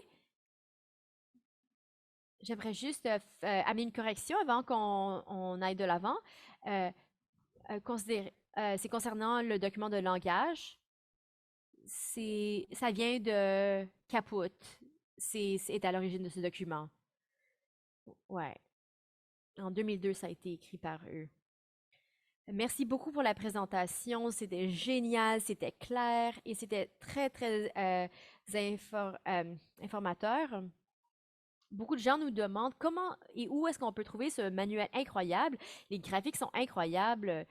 Oui, je mettrai le lien dans le chat et quand Yarelix et les autres parleront, je pourrai vous partager ces liens parce que nous ne les avons pas partagés, désolé. Nous les mettrons en anglais et en français dans la boîte de messagerie. Donc, super. Donc, je vais lancer un sondage dans les prochaines secondes. Donc, voici comment Stimulus Connect a réussi à savoir qui est dans la pièce virtuelle avec nous. Donc, ça prend seulement quelques secondes à répondre, mais assurez-vous de répondre à toutes les questions, sinon le formulaire ne s'enverra pas. Donc, entre-temps, je débuterai la période de questions. Donc, nous avons... Donc, attendez, avant la période de questions, Yarelix va parler. Oui, désolé, Yarelix. Oh, qui aimerait commencer? Oh, Michel, désolé. Oui, OK. Oui, il faut que... Non, merci, c'était une excellente présentation. Je voulais juste partager un peu à quoi cela ressemble dans la salle de classe, comment je me suis servi du manuel dans la salle de classe. Donc, je vais garder cela concis. Donc, la plus grande chose que j'ai remarqué, c'est que dans le programme, malgré que beaucoup des étudiants sont là, à premier niveau, c'est très c'est vraiment une introduction, mais je vois qu'ils ont vraiment le désir d'intégrer ces changements dans leur communauté. Donc, peut-être qu'ils offrent des idées qui sont plus ouvertes et sur la réduction des risques dans leur communauté, mais un des plus grands résultats qui est sorti, c'est de voir comment les étudiants sont en train de critiquer le statu quo, ils sont en train de s'engager avec des luttes sociales et puis ça leur aide à définir leur valeur sociale quand ils rentrent dans ce travail. Donc, j'ai découvert que ce manuel a été très, très intéressant et important pour cela. Donc, un exemple très clair que j'ai vu, c'est dans le cours d'introduction, j'ai observé que les manuels typiques ne donnent pas assez d'informations, mais je vois que les étudiants sont très intéressés au principe de réduction des risques. Donc, après avoir lu ces chapitres, je les vois publiés dans des discussions que ça les aide à soit à soutenir leur point de vue ou à les mettre à l'épreuve. Et souvent, les gens vont dire qu'ils sont surpris comment complexes étaient les pratiques de réduction des risques et ils étaient surpris à combien les concepts s'alignaient avec leurs valeurs personnelles. Donc, j'ai trouvé que cela fournit l'information d'une façon très accessible et ça fournit aussi un cadre de pensée qui est quand même intéressant et facile à intégrer. Donc, un autre exemple que je vais voir qui était très touchant, c'est qu'il y a une classe appelée Supporting Change et nous débutons avec l'idée que nous voulons commencer avec l'idée que, en premier lieu, vous devez vouloir changer vous-même. Donc, quand on parle de système de répression, c'est important donc, c'est important d'identifier où est-ce qu'on tient des privilèges et des oppressions, comment est-ce que nous sommes en marche. Donc, j'ai juste partagé un exemple de cela, d'une réponse qui est ressortie d'une conversation que nous avons eue. L'exemple, c'est je peux voir un multiple privilèges que je dois reconnaître afin de soutenir avec succès mes pairs. Je suis assez certaine que si j'interpellais quelqu'un de la même race que moi, je pense que j'aurais perçu un impact dans la façon que j'étais perçue quand j'étais en train de postuler pour un emploi. Et donc vraiment, cela, c'est un exemple de comment ça a vraiment nourri des conversations riches et ça a été extrêmement utile en termes du langage pour vraiment changer le langage tout au long de l'année, en fait, avec ce manuel. Donc, nous avons employé l'information ici et ensuite, en utilisant l'exemple de calling in, d'appeler vers soi la personne pour parler plus intimement plutôt que de rejeter, critiquer. Et il y a des gens qui ont partagé des expériences très douloureuses de membres de leur famille. Et je sens que un espace plus sécuritaire doit commencer d'une plateforme de réduction des risques. Et chapitre 1, c'est tellement pertinent parce que ça nous enseigne c'est quoi un espace sécuritaire, mais aussi ça l'explique d'une façon qui est ouverte et très vaste. Donc, ça, c'est un exemple de pourquoi je trouve le manuel tellement exemplaire. Merci beaucoup, Michel. Maintenant, Aïka et ensuite Yerlix. Oui, ben en fait, c'est ça, on retourne en français. Euh, Comme j'ai dit un peu au début, en fait, moi, on travaille sur le développement d'un projet d'analyse de substances en estrie au Québec. En ce moment, au Québec, il y a seulement à Montréal qui a de l'analyse de substances officielle là, qui est en cours. Donc, il n'y a pas beaucoup de demandes d'exemption qui ont été faites. Il y a un service qui est mobile, donc dans une vanne, et un autre service qui est fixe. Le projet que nous, on amène sur la table en Estrie, c'est un projet où on a une machine, en fait, qui va se promener à plusieurs organisations parce qu'on n'a pas le budget, en fait, pour pouvoir acheter plusieurs machines. C'est donc un projet qui est un peu spécial, qui est un peu à part aussi de ce qui existe déjà au Québec, mais aussi à l'extérieur, là, au Canada. Il y a peu de demandes qui ont été faites dans cette vision-là. Donc, le manuel, le chapitre 2, justement, sur les demandes d'exemption, a vraiment aidé à planifier un peu ce qu'on devait écrire, les différentes parties qui étaient importantes. Ça l'a vraiment aidé à créer le plan et à nous assurer qu'on avait toutes les parties nécessaires pour faire notre demande d'exemption parce que malheureusement, ben, s'il y en a qui sont en ce moment dans le processus qui l'ont été dernièrement. Il y a peu d'informations gouvernementales sur les demandes d'exemption. Du moins, peut-être qu'il y en a un peu plus dans les provinces où ça se fait depuis plus longtemps, mais au Québec, il y avait très peu d'informations. Donc, le manuel nous a vraiment aidé à tout planifier. Et le fait aussi qu'on travaille avec plusieurs organismes différents, c'est nous qui ont la machine, c'est moi qui va faire la partie là, technique avec on utilise le spectromètre FTIR1.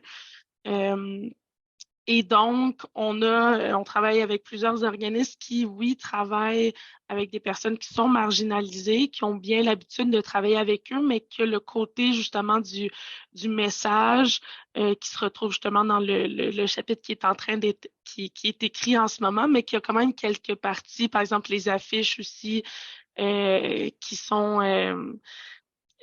faites. Sont vraiment aidantes pour expliquer un peu aussi c'est quoi le projet parce que ben la réalité c'est qu'au Québec il y a pas tous les organismes, pas tous les intervenants non plus qui sont au courant de ce qui existe et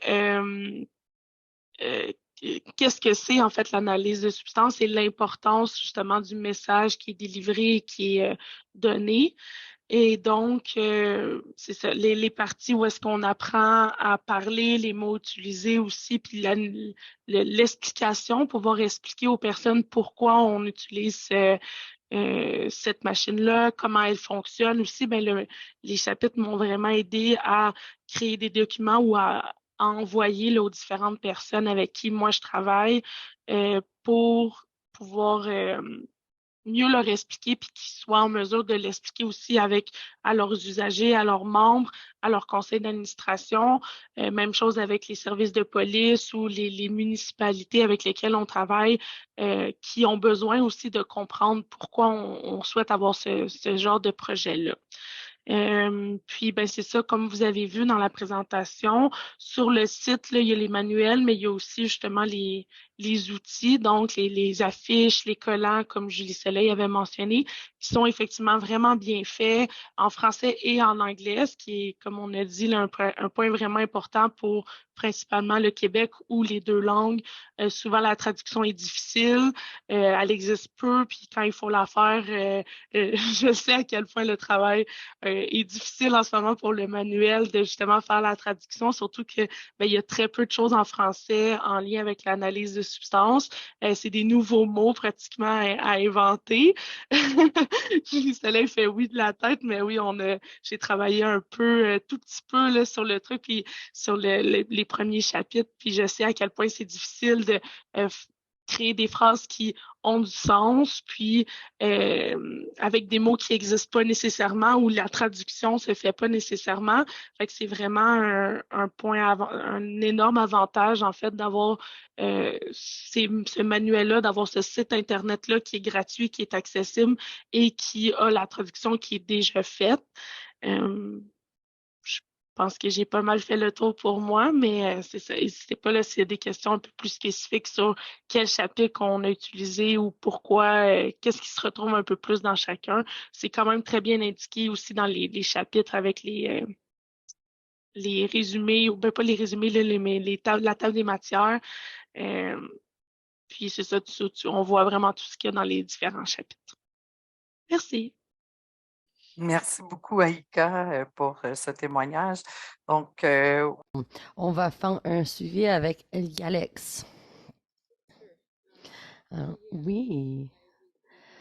Alors, j'ai eu la chance d'avoir accès au guide chapitre 1 dès que j'ai eu la chance de savoir qu'on avait des nouvelles techniciens qu'on pouvait engager. Alors, juste travaillant avec le département de santé à la ville de New York, souvent la réaction avec l'analyse des substances, réduction MFA, ils vont vraiment parler de santé publique, la mortalité, les données. Des fois, c'est assez sec. Et c'est pas la même chose qu'on fait l'analyse des substances dans des rives, des éléments estivales et on parle du plaisir et qu'est-ce que la personne veut chercher. Et c'est pas toujours basé sur les niveaux de risque, plutôt qu'est-ce que la personne cherche. Alors, même si on est une institution de santé publique, parce que c'est moi qui est en train de construire ce programme, je peux utiliser ces ressources. Alors, quand on parle de l'analyse des bénéfices et qu'on veut maximiser l'expérience des personnes de manière plaisir. Même quand je travaille dans les surdoses, je vais leur poser la question, c'est quoi, qu'est-ce que l'expérience, c'est quoi, qu'est-ce que le monde cherche dans une dose plus large ou peut-être le fentanyl plus fort et peut-être quand on a cette conversation sur qu'est-ce que la personne cherche et avoir cette explication, peut-être c'est pas mieux de chercher plus fort et c'est d'autres choses que la personne cherche. Alors juste avoir une guide comme ça que je peux donner à mes techniciens pour éviter des heures et des heures de formation, je pense que ça peut vraiment aider à élaborer juste sur la vérification et l'analyse des substances. Et pour les institutions qui sont souvent malheureusement, qui n'ont pas les personnes qui utilisent les drogues qui vont former et créer ces programmes. Alors, pour moi, c'est une affaire de parler des concepts, mais le fait qu'on a souligné les expériences avec les personnes dans la communauté, comme il était mentionné par Chloé et Judy, souvent le monde va dire pense que je suis conseillère ou thérapeute quand je fais l'analyse des substances. Mais non, mais parce que au lieu de juste analyser les substances, on donne des conseils. On est là avec la compassion. On arrive sans jugement. On a une approche personnelle. Alors, le fait qu'on a une liste de références qui nous aide pour les ressources à penser à des différentes situations, peut-être que nous n'allons pas anticiper. Et en ce moment, notre organisme a 3 techniciennes. Et on va peut-être engager d'autres. En chapitre 2, ça parle de l'analyse des différents modèles de l'analyse des substances. Comment on fait? Là, on utilise des programmes basés sur la réduction des risques. On va faire l'expansion à un autre site de prévention des surdoses, mais on va aussi regarder dans les sites en plus estivales et dans les bars de comment peut-être les artistes sur la scène, comment on va faire ça. Moi, j'ai un peu d'expérience dans ces lieux, mais le fait que c'est écrit dans ce guide, ça m'aide vraiment à reconnaître mes expertises et les éléments que j'ai besoin de mettre l'accent ou travailler là-dessus. Et quand on engage des nouvelles techniciennes, c'est tous ces éléments qui vont nous aider. Chapitre 3, parce que j'essaie de former les personnes vraiment les mains dans les pattes, verbalement, mais d'avoir quelque chose, un guide de référence pour lire, c'est bon. Alors, parce que moi, j'aime pas ça lire. Et je regarde, c'est comme, ah, c'est trop, je vais pas l'écrire, je vais pas lire, mais mes techniciennes ont vraiment apprécié tous les chapitres qu'on a utilisés jusqu'à date. Alors, dans le futur, quand on engage des nouvelles employés, on fait des formations, je pense que ça va tellement aider les références. On voit en chapitre 3 et souvent, quand tu utilises le FTIR, tu vas pas comprendre le théorie avant que tu commences à utiliser les machines, travailler dans la communauté et ça va tellement leur aider. Alors, ça a tellement aidé pour nous le fait que ça a fonctionné et ça s'est sorti avec l'expansion de notre programme et l'expansion de nos sites. Ça a vraiment influencé comment on fait les formations et notre travail.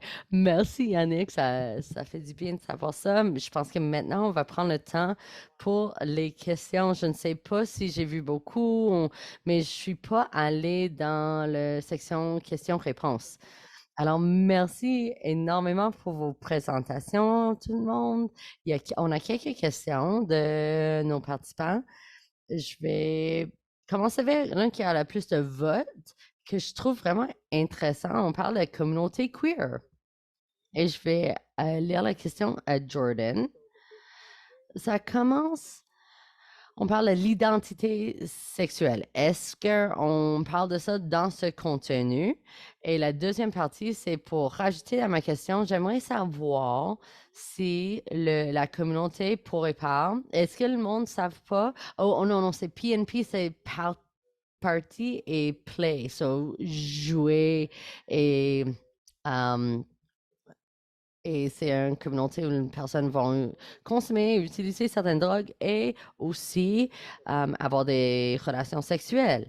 Alors, dans ces lieux différents, ces contextes, il y a moins d'analyse des substances, il y a moins d'histoire historique et connexion avec la réduction des risques et l'analyse des substances dans ces communautés party and play.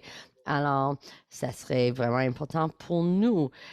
Chloé, ça semble que tu aimerais répondre à ces questions. Non, c'est juste parce que je pense que je ne savais pas. Mais non, t'es pas obligé de répondre ou commencer la réponse. Et oui, je regardais la question et c'est génial. Je suis vraiment content que vous l'avez posée. Quand on écrivait cette guide, on voulait vraiment regarder le genre et assurer que les personnes ne veulent pas assumer ou offrir les pronoms quand vous allez vous présenter et pas juste prendre pour acquis c'est quoi le genre de la personne et poser la question. c'est quoi les pronoms préférés pour pas créer cette frontière dès que les personnes rentrent dans la salle. Et l'autre section, on a essayé d'inclure les affaires pour le santé sexuelle queer, d'assurer que quand on parle de santé sexuelle, c'est ouvert, qu'on dit pas qu'on capote pour les femmes ou femelles, mais on utilise un capote intérieur d'avoir un langage qui est inclusif. Par contre, on n'a pas une section sur le PNP, ou Party and Play, sur les différentes substances stimulantes et la santé sexuelle. Et je pense que ça, c'est un manque. Et je pense on va être obligé à rajouter quelque chose en particulier pour cette communauté. On a une situation dans le dépendance, réduction de méfaits, on a booty bumping et on a des trousses d'outils pour ça. Alors, peut-être pour un trousse d'outils de booty bumping, ça démontre à une communauté que vous comprenez. Pour nous, c'est vraiment dur de demander des outils de réduction de méfaits sans se sentir vraiment gêné. Alors, si vous avez déjà ces outils ou ces éléments sur les lieux, le monde va déjà savoir que vous n'êtes pas préjugé ou tu vas pas juste pas penser à leurs besoins. Quand j'ai regardé la fin de chapitre 1, après qu'on a terminé, j'ai dit oui, on a besoin d'un PNP, une section pour parler de Party and Play pour le milieu queer. Alors oui, on va travailler là-dessus. Est-ce qu'il y a d'autres personnes qui aimeraient répondre à cette question? Sinon, je pense qu'on peut aller à la prochaine question. C'est juste qu'on a juste une seule question en français. Je vais probablement poser cette question. Alors, vous pouvez changer votre interprétation vers l'anglais. Alors, la question vient d'aller. Je me questionne s'il y a une exemption qui existe pour du stockage de substances à des fins de formation, car si on débute un espace de drug checking, comment se passent vos formations lors du début du projet? Donc, ça, c'était la première partie de la question. Est-ce qu'il y a une exemption? Pas Aïka, certaine vois- de, je n'étais pas certaine de comprendre. T'as dans la formation, Oui. c'est d'avoir la substance sur soi lorsqu'on donne une formation. C'est-tu dans ce Oui, sens-là? c'est ça. Je pense qu'elle voulait OK. savoir si s'il y avait une exemption qui était comme spécifique à ça. En fait, dans l'exemption pour l'analyse, il y a une partie où est-ce que tu peux garder en fait les substances. En tout cas, quand il y a des gens qui te les amènent, tu peux les garder dans un coffre-fort. Fait que ça fait partie de la demande d'exemption que dans l'espace dans lequel tu la demandes, tu as le droit d'avoir des substances illégales, donc d'en conserver. Au final, il faut que tu puisses les détruire ou que tu les amènes à la police. Il faut qu'il y ait un plan là, de destruction ou de se débarrasser des substances par la suite. Mais à la base, c'est pas nécessairement la meilleure façon de fonctionner. C'est sûr que je parle pour la formation, là. En fait, malheureusement, il n'y a pas de plan de formation en ce moment au Québec, mais il y a les deux organismes qui le font, donc le GRIP et Checkpoint, ils sont ouverts là, à former des gens de votre équipe, là, fait que le temps que vous demandiez l'exemption, que vous soyez en mesure de le faire.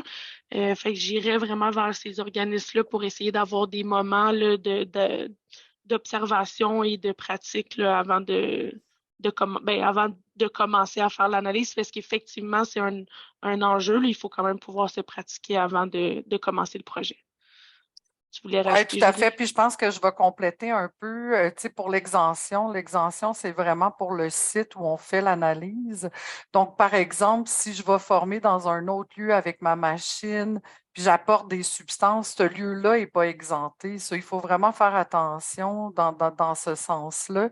Et c'est pour ça que souvent, quand on monte les machines, on va utiliser des substances qui sont licites, tu sais, de l'aspirine, du sucre ou autre pour montrer ce genre de choses-là. Mais je pense qu'une des choses essentielles que Aïka a dit, quand vous commencez un projet là-dessus, il faut rentrer, non, il faut s'assurer que tous les techniciens et toutes les personnes soient bien formés et connaissent bien la machine et qui se sont pratiqués et qui ont eu la chance d'en faire. Là-dessus, je pense que le BCCSU ont un training de base, puis après, ils disent que c'est au moins 30 heures de formation avant d'être capable de mettre, de le faire. Et de la pratique, c'est important. Ça. Si Cactus, là, je ne sais pas, là, Aïkol le dit, mais si Cactus puis le GRIP font ce genre de choses-là, il faut le faire. Sinon, ben, c'est sûr qu'il y en a d'autres qui n'ont pas ça dans leur province. Il y en a beaucoup qui vont aller faire ça dans des endroits autres, comme Get Your Drugs Tested en fait beaucoup pour plein d'autres endroits. Mais c'est quand même quelque chose qui est essentiel pour bien connaître les technologies. Mais il faut, en tout cas, il faut que tu aies ton exemption pour être capable de tester des substances. Sinon, tu es en possession de substances dans un autre lieu si tu ne l'as pas. Donc, tu peux, en théorie, te faire arrêter pour possession de substances. Est-ce que ça répond à ta question? Oui, Elle Alissa a écrit que c'est clair. OK, parfait, génial. Est-ce que tu aimerais rajouter quelque chose, Aïka? Ben, est-ce que tu voulais que je réponde rapidement aux deux autres questions? Là, je pense que je peux faire ça quand même vite. Pour ce qui est de l'analyse de confirmation, en fait, pour le moment, il y a le service d'analyse de drogue à Longueuil qui est normalement qui est utilisé par les services de police, mais qui commence là, avec le GRIP. Ils ont une entente pour pouvoir faire des vérifications. Donc, à s'informer par la suite, là, si vous avez un projet qui fonctionne, ça pourrait être une possibilité. Et pour les groupes, les comités, il y a effectivement en ce moment un genre de comité pas officiel. Là. Il y a celui du Canada en tant que tel, là, le drug, j'ai plus le The nom en tête. National Drug Checking Working Group ou le Ouais. groupe de travail canadien sur l'analyse des substances. Ouais. Fait qu'il y a ce groupe-là où est-ce qu'il y a beaucoup de personnes du Québec aussi qui sont et qui essaient d'assister là, pour donner de l'information. Mais sinon, là, à travers justement les plusieurs groupes qui sont en demande en ce moment, il y a aussi un genre de comité pas officiel, là, mais on se rencontre parfois puis qu'on peut se poser aussi des questions. Là. Fait que j'irais vraiment vers Checkpoint et Cactus, là, c'est l'organisme en tant que tel, et le GRIP pour pouvoir avoir plus d'informations sur ces sujets-là. Voilà. Oui, puis on peut dire qu'au dernier groupe de travail qu'on a eu, l'organisation qui s'occupe de l'analyse des substances et tout ça de Santé Canada ont eu du financement pour avoir beaucoup plus de techniciens et donc ça va être, ils ont Vancouver, Toronto et Montréal vont augmenter leurs techniciens, je pense à plus d'une dizaine, même 14. Je ne suis pas sûre du chiffre exact, là, mais vraiment beaucoup plus de gens pour aider la communauté aussi au niveau de confirmer aussi les substances. Donc, restez à l'affût là-dessus.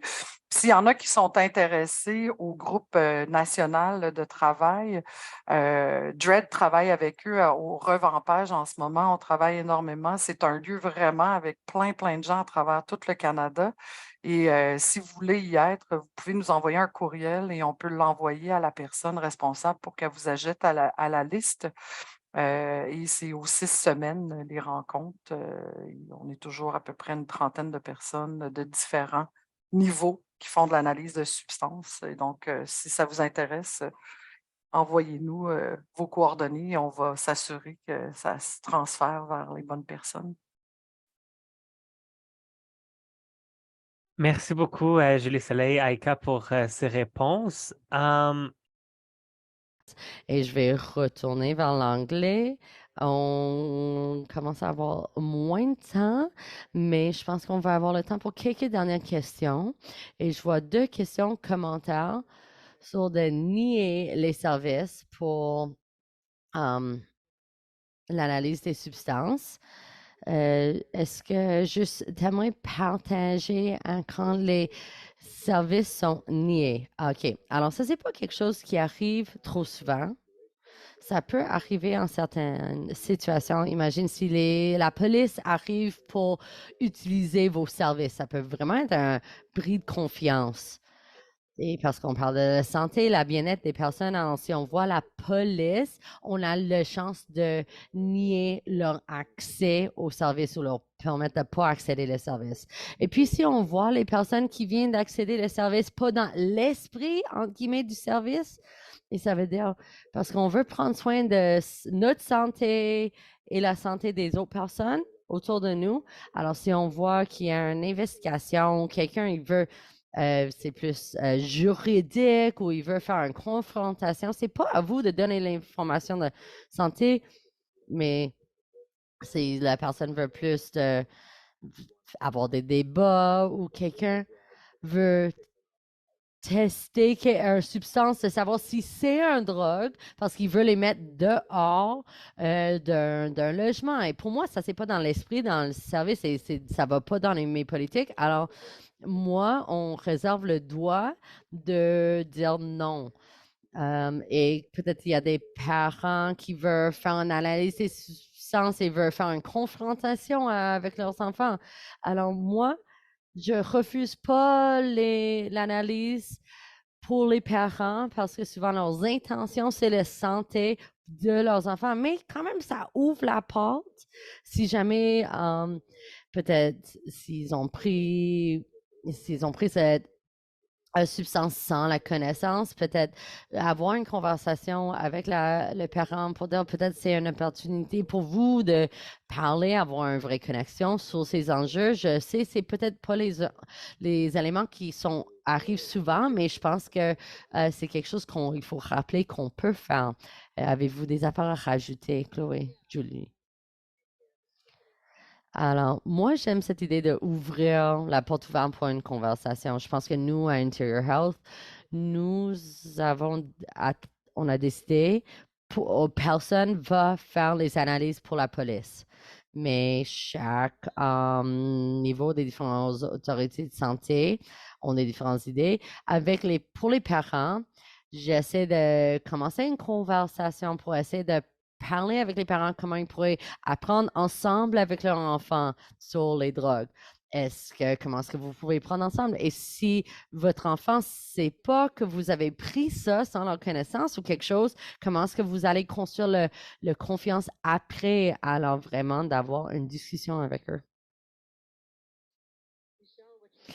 Michel, comme vous avez dit dans les commentaires, sur qu'est-ce qu'Anthony disait? J'ai vu qu'Anthony a mentionné si quelqu'un qui connaît pas la substance, peut-être il faut dire que peut-être les personnes qui trouvent quelque chose à terre, score, quelque chose en gros, c'est les drogues que vous trouvez sur le terre, à terre, dans un Chambala, ça arrive souvent dans les festivals et souvent comme les personnes qui analysent les besoins, les substances, on regarde souvent parce qu'il y a des personnes qui arrivent avec plusieurs affaires qu'ils ont trouvées à terre. Oh, ils ne savent pas qu'est-ce qu'ils sont, ils pensent qu'ils savent que c'est quoi, mais c'était pas vraiment ce qu'ils pensaient. Alors, on a plusieurs de ces conversations de cette idée des substances qu'on ne connaît pas.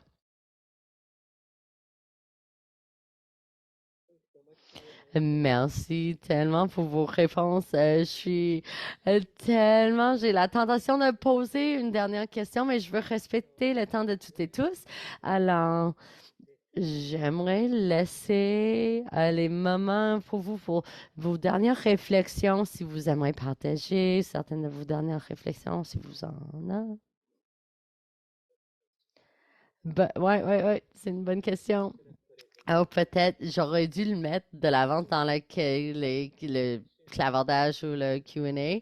Il y avait une question dans les questions de réponse avec vos relations dans le secteur privé, dans le développement et l'implémentation des nouvelles technologies.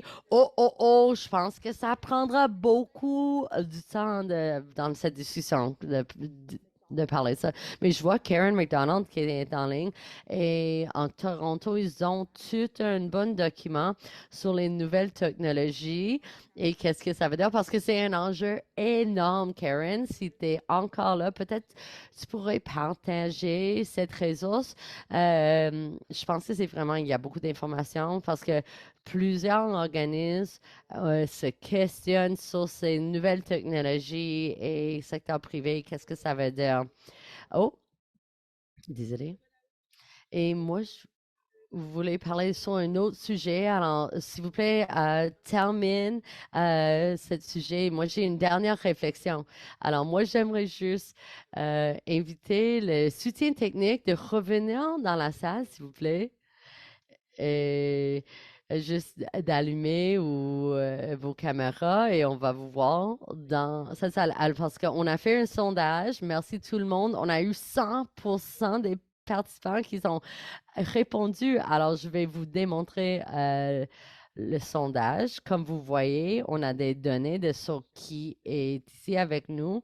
On a plus que 75% des personnes sont des femmes qui sont venues à l'événement. On avait un très haut pourcentage, 34% des personnes francophones. Peut-être ça veut dire qu'il y a beaucoup de personnes bilingues ici. On a des personnes autochtones, noires et racisées qui sont venues ici avec nous. On avait plusieurs personnes du secteur communautaire et les personnes qui utilisent, consomment les drogues qui sont ici. Alors, et ça, c'est beaucoup, on organise tout ça. Alors, merci énormément de participer dans ces conversations. Merci énormément pour cette panel. J'ai toujours tellement de questions et je suis sûre que je ne suis pas la seule, mais j'aimerais donner le micro à Angie parce qu'à la fin de la journée, on organise ces événements pour les personnes qui utilisent les drogues. Alors, j'aimerais donner un moment pour honorer ces personnes. Et Angie, c'est à vous. André ou Angie, ça dépend un peu de votre prononciation. Moi, je suis une personne qui utilise les drogues et moi, je suis ici pour représenter Capood et les employés du stimulus. J'aimerais juste prendre un instant pour rappeler que les politiques échouées des drogues au Canada, c'est responsable à travers le Canada pour les morts des personnes qu'on connaît, notre famille, nos amis, les personnes qu'on aime, qui ont perdu leur vie. Et on aimerait prendre un moment de rappeler de toutes ces personnes dans nos vies et qu'on va faire le mieux qu'on peut de lutter dans ces politiques et faire les changements nécessaires pour arrêter ces décès.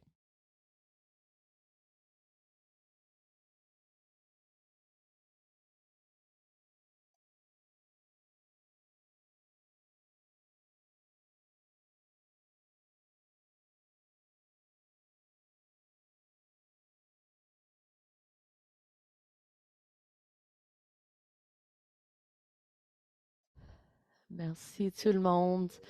Merci pour vos présentations. C'était incroyable et j'aimerais juste retourner le micro à Naja pour terminer. Merci, Angers. Je veux remercier tout le monde qui sont venus ici aujourd'hui et je veux remercier Daniel et Jadis. Merci pour votre interprétation en direct. C'est incroyable. On est vraiment reconnaissant de travailler avec Coop Largo. J'aimerais remercier les panélistes. Merci chez Angers de tous vos soutiens derrière les scènes.